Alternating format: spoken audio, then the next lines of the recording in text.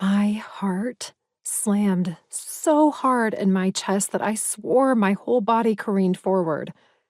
In my mind, I just gasped so hard I lost my footing, dropped my tray, and toppled beer-soaked onto the table.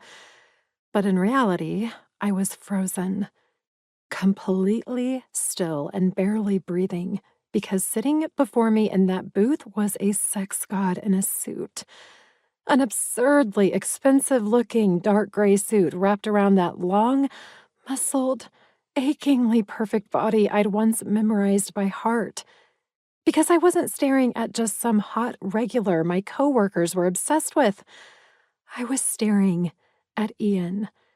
As in Iain Thorn, as in my brother's best friend, my childhood crush, and the devastatingly beautiful man I'd loved since the day I laid eyes on him.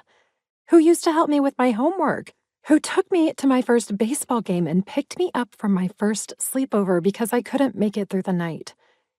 He wasn't just the sexy bad boy object of my every teenage fantasy. He was the sole bright spot of my lonely adolescence, the warm, protective big brother I never had in Adam. But right now, he was staring at me with his green eyes steely, hard on me. Like he was mad at me? Wait, what? Holland, the check? I blinked as Lana's tart question broke through my daze. She had her hand held out, and judging from the "what's your problem" tone of her voice, she'd already asked me more than once.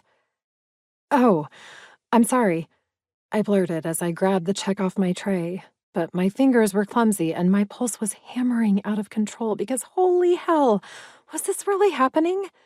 The last time I saw Iain Thorn, he was 27 and I was 17.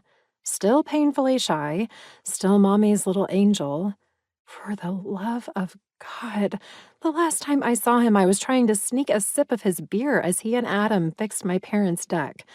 And I still remembered that peering side-eye and irresistible smirk on his gorgeous face when he caught me. I remembered the way he ambled over to me, wiping the sweat off his brow before dropping his gaze to my mouth and gently twisting the bottle out from my lips with a clean, wet pop. "Nice try, kid. Come back when you're legal." He had laughed before ruffling my hair. And now, 5 years later, here I was, legal in every way, a cocktail waitress in Manhattan. And on the other side of the table, there he was, at the very bar where I worked, sitting directly in front of me, pinning his hot stare on me, but saying nothing to me.